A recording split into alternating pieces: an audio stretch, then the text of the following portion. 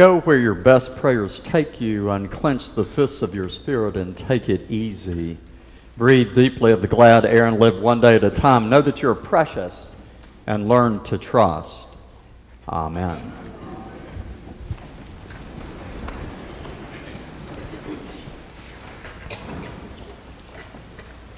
Well, there is a challenge out that Chris preached next week from up there. They know I am too old to climb that. Someone said, we do that thing is put Chris up there until you give all the money, we don't get him down or something, I don't know.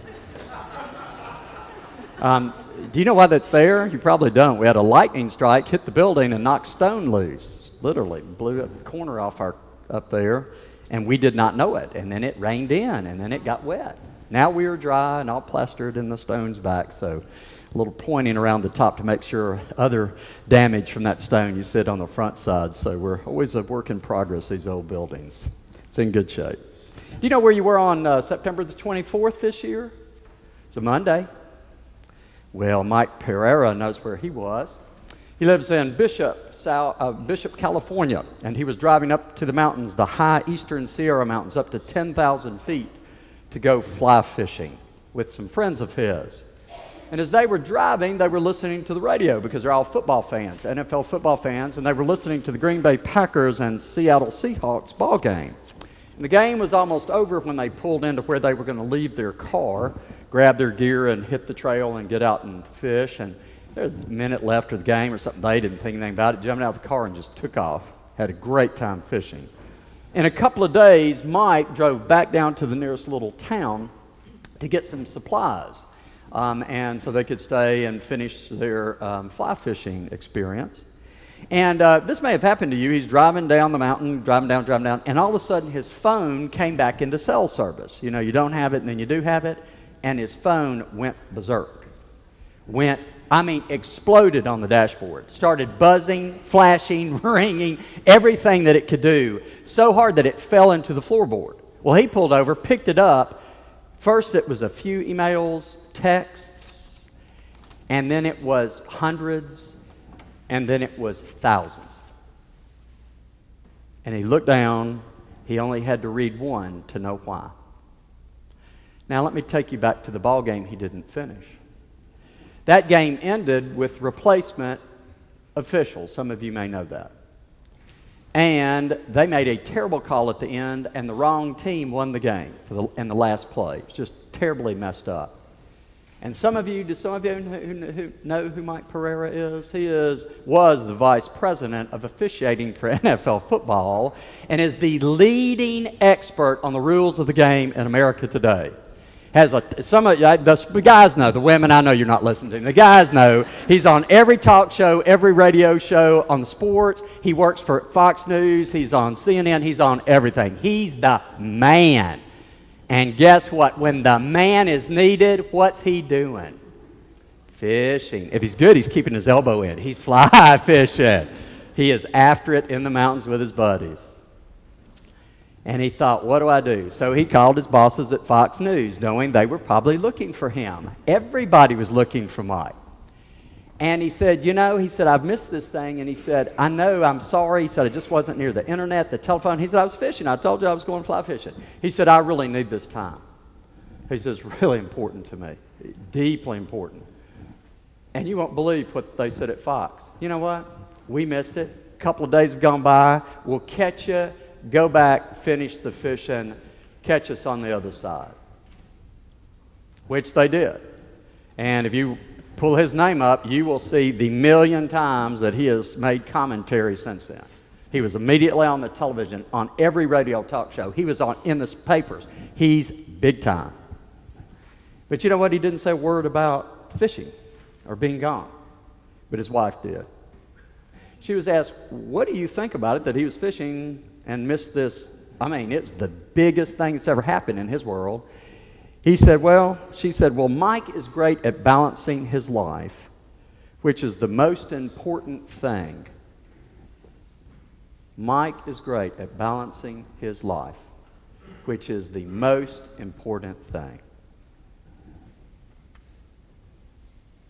There are crunch times when we have to be on the job.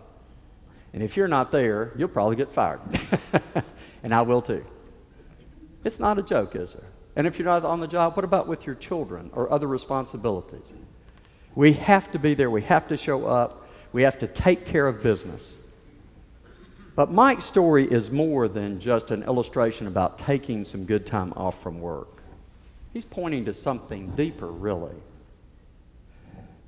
And I caught it that it was deeper because this article, this story, appeared in the sports section of a major national newspaper. And I read the story and I kept thinking sports. Read the story and kept thinking sports. And then I got it. You see, this is about really deeply attending to one's life. Mike's not just talking about take some time off. He's talking about learning to balance one's life in a sensible, sane way in an insane, insatiable society. I'm not going to say that twice. The number one thing you talk about in my presence, in Chris's presence, in Tom Rasnick's presence, and Bo Lewis's presence, is how busy you are and how many demands you have. Period. Hear it every day. And I see it in my culture all around me. And I say it to you how many times? I know you're sick of me saying it. I say it all the time. I want you to hear what you say, what we are all saying. So when I saw that story, I knew this was important. It was a parable. Mike Pereira, not himself personally, but this event, this story is a parable of our time. And it's an important one. If you don't hear me say anything else or ask anything of you today, I hope you'll stay with me. But if you don't, that's okay. Hear this. Is your life in balance? Is your life in balance? And would you know if it is not? And if it is not, what can you do to get it a little moving back towards some balance? We all remember 9/11 way too well.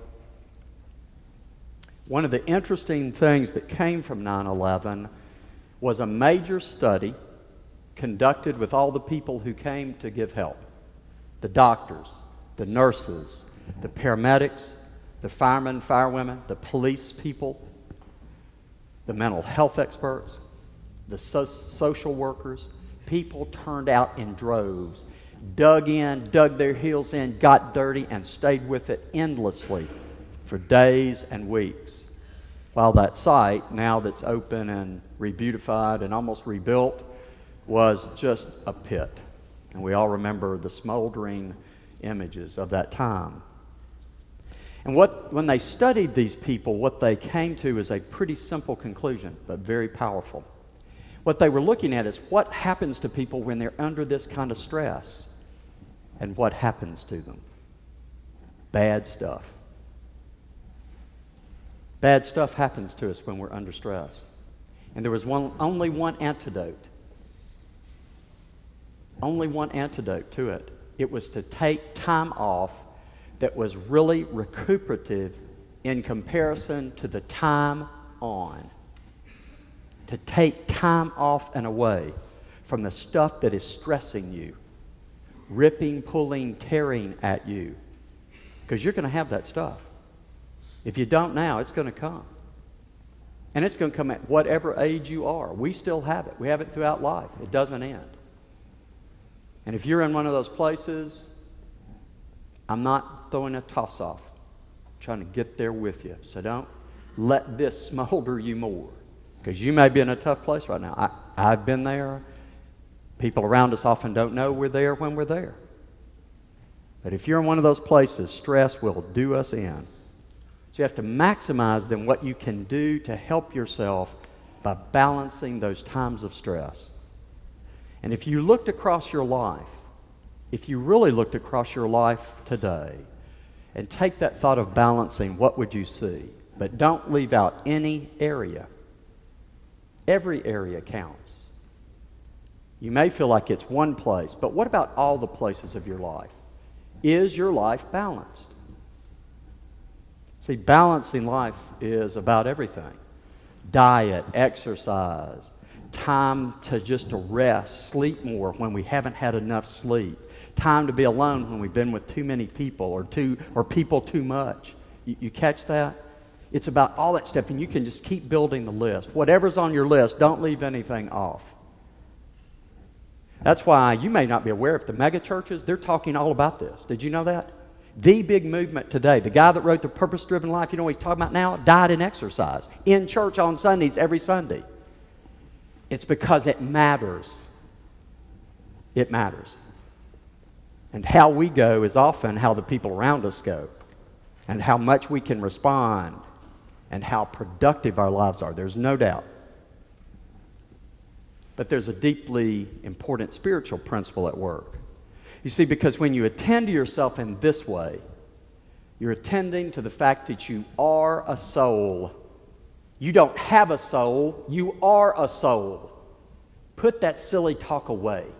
You don't have a soul, like your pieces and parts. You are a whole person, every one of you. And you have a soul that is all of you, if you have one. You are a soul.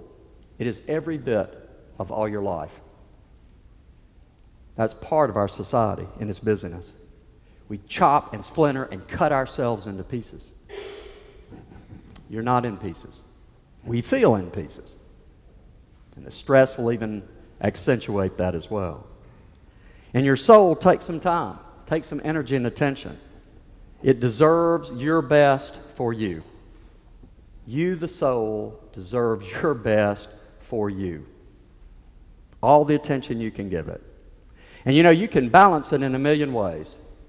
That's maybe what they're going to do at the mega church. I'm not going to do that. We get a signboard up. I'd give you ways you can do that. You can do it, and we can help each other with that.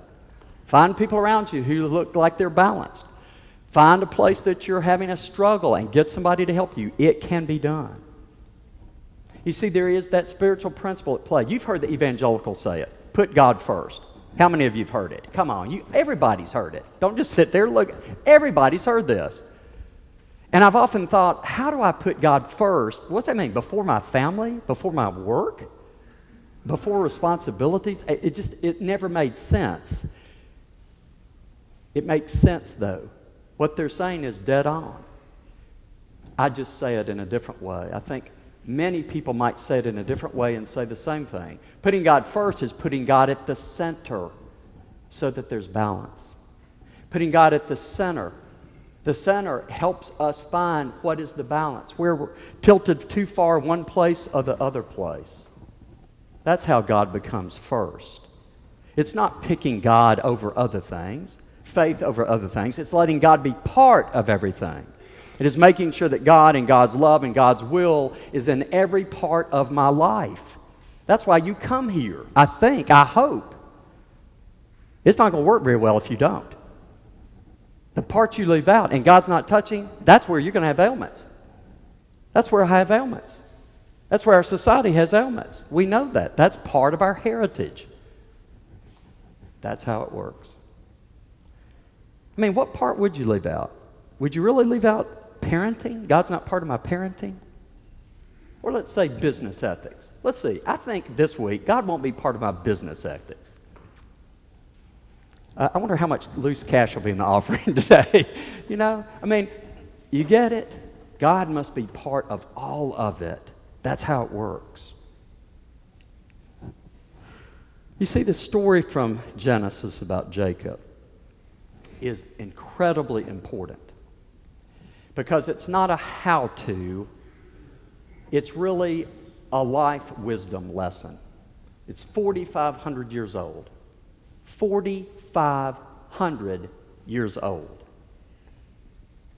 And what Jacob is reflecting is as he's learned to balance his life in these encounters with God, when he finds God at the center of his life, and in this story, God's at the center of a dream. When he finds God at the center of his life becomes thankful and full of gratitude.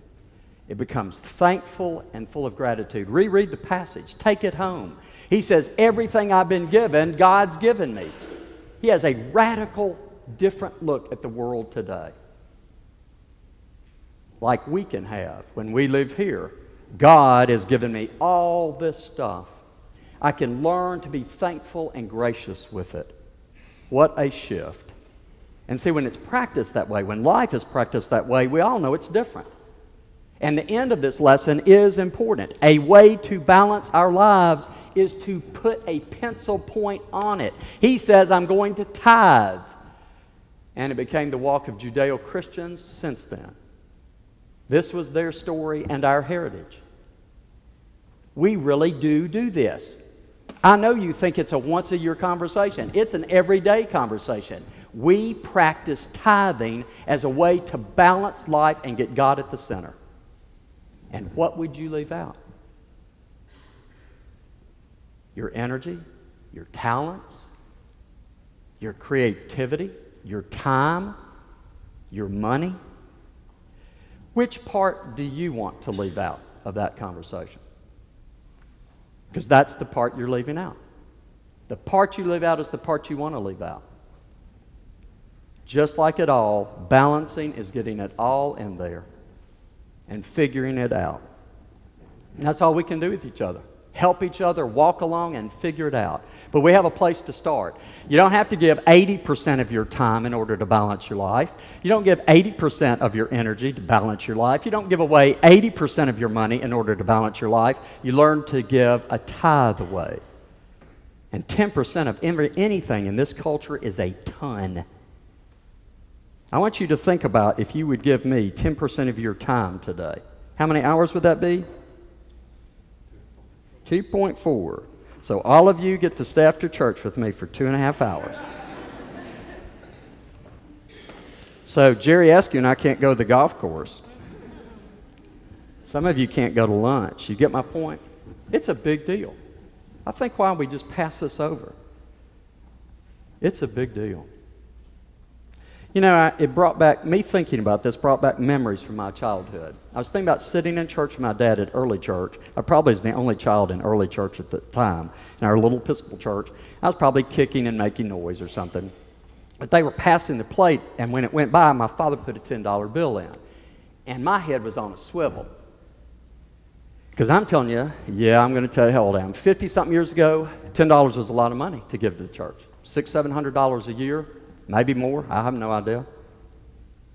On those salaries at that time, and I thought, you know what I thought? I'll tell you what I thought. I don't know what I think I thought, but I remember thinking this. Then I thought, you know, that's about 100 ice creams from that little ice cream truck that goes around. I am not joking. There was this little thing called the carousel, and it was round, and from Memphis, and we'd drive the streets, and you could buy ice cream. I was thinking, those are 10 cents, and I can have 100 of those. Whoa, where'd that go? I also thought that's about 40 kites, because I was a major league kite flyer. They were 25 cents for a paper kite. I had 5,000 feet of string and a 30-foot tail from my father's shirt. See, I really did do that. I was a kite geek, and I could fly kites all day. But see, I put it in my perspective and thought, dadgum, that's a lot. And now I know what my father, doing that simple act, was allowing me to have. It's a set of training wheels. The tithe is a set of training wheels about money. That then can be a way about other stuff. You could do it with time or passion or energy. It's a little harder to measure. I know I could measure money. My father was doing that. He was measuring it this way. See, he was giving me a set of training wheels to keep me balanced, to show me how to give money to the church. Clearly, no doubt. But he's also showing me how to start giving it a level that made some impact, not only on the people you're giving it to, but to yourself. That it shifts your thinking. It gets your attention. What is my life really about? Who am I really wanting to be? That's what the question really is. It's not about funding budgets for Second Harvest or St. John's Cathedral or the Episcopal School of Knoxville or any non-tax charitable organization you give to. That's not what it's about. It's about you and me asking, who do we want to be? That's what this whole deal's about. Who do I want to be when I grow up? That's what my father was allowing me to have, a set of training wheels so that would keep me balanced. Riding that bike with those training wheels, so eventually that balance would go from the external training wheels to inside of me. And that balance would be part of my journey. That I didn't have to rely on anything. See, it was internal. Because it wasn't about giving the 10%. It was about learning to be thankful and gracious. And do you know what? Like some of you, I forgot the lesson for a lot of years. And I had to relearn it. And be honest with you, I think I'm still on that journey of learning that lesson. That's the kind of adult I want to be when I grow up. And I forsake it periodically. Don't know about you, but it makes me sad for me.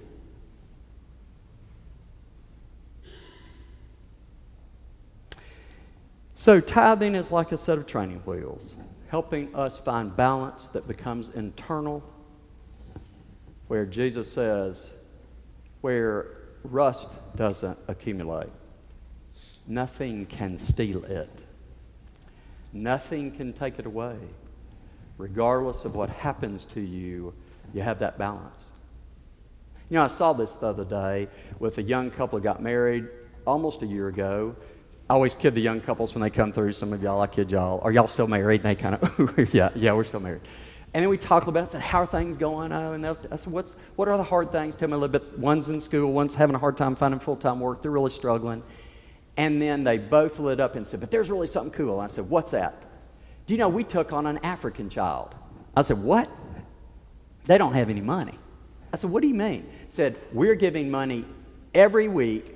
We put a little money together and we send a check and we're supporting a child in Africa. By the way, they're doing it through a credible place. Don't use places that are not authentic. A really great place, got a great track record, and they get real reports about this young boy that they're taking care of.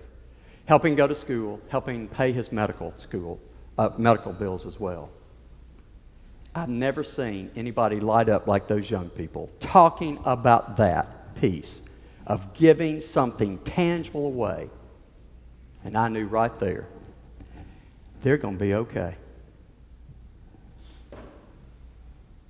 You see, after all, this balanced life is to let God in to be part of all parts.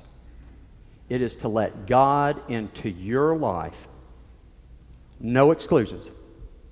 No games. No trade-offs. No way out. To let God be part of every part.